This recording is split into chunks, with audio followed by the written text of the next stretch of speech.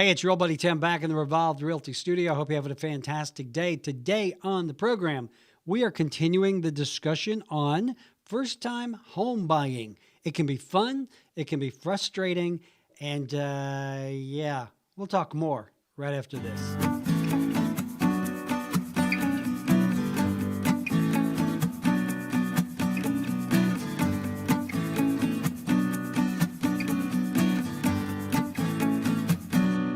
Hey guys, hope you're having a fantastic day. Your old buddy Tim back in the Revolved Realty studio. We are talking about the first-time home buying process, how it can be fun, it can be frustrating, it can be terrifying, it can be all of those things rolled into one, which is why you want somebody like me, your old Uncle Tim, showing you the way.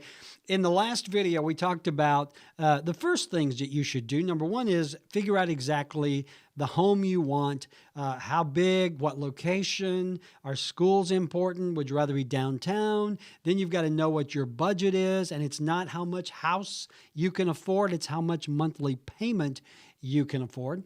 And then you just turn loose your realtor. You give him your list or her your list of requirements, and they go off and find you houses to look at.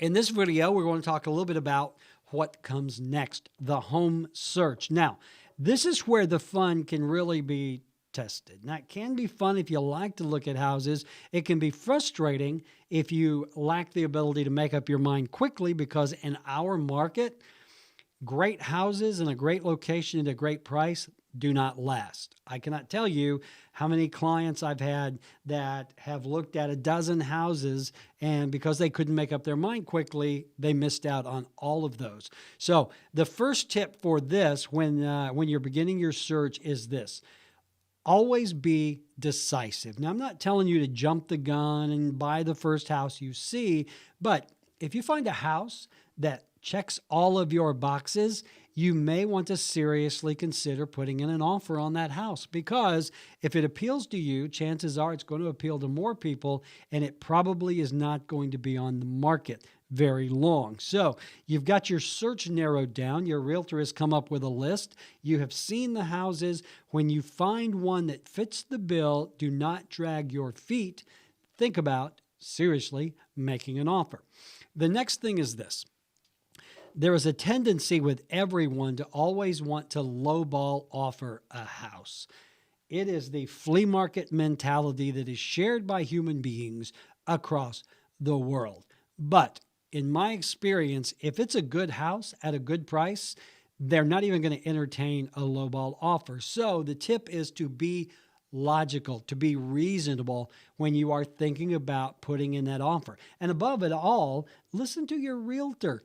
A lot of us know what we're talking about, all right? We know the market. We know what would be a good price for a house, and we know what a good offer would be. So listen to your realtor, take his or her advice, and put in an offer that is not going to insult the seller, and it's not going to start a long, drawn-out negotiation.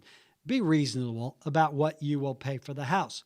Now, on the other side of that is know what you can pay, and don't pay more. And that has nothing to do with how much you want the house or what kind of competition there is for the house. It's simply a matter of what you can afford. I have seen on occasion couples who were house poor. They overextended the amount of house that they could afford. They were pre-approved, but again, that monthly payment, and it did not end well. So when you are looking to make an offer, make sure it is an offer that you can comfortably back up. That's a very important process. And then at that point, you want to just get out of the way, let your realtor do the negotiation for you. He or she is going to keep you informed every step of the way. They cannot make a single decision without your approval or your instruction to do so, but we're really good at negotiating. It's what we do. We realtors will get in a room or get on the phone, and we will go back and forth, and we know what our clients will and won't accept generally, even though we say we don't. We do. So let your realtor take over at that point and let him or her get you the absolute best deal they can. And if it checks all your boxes and fits your financial criteria, do the deal. put in an offer.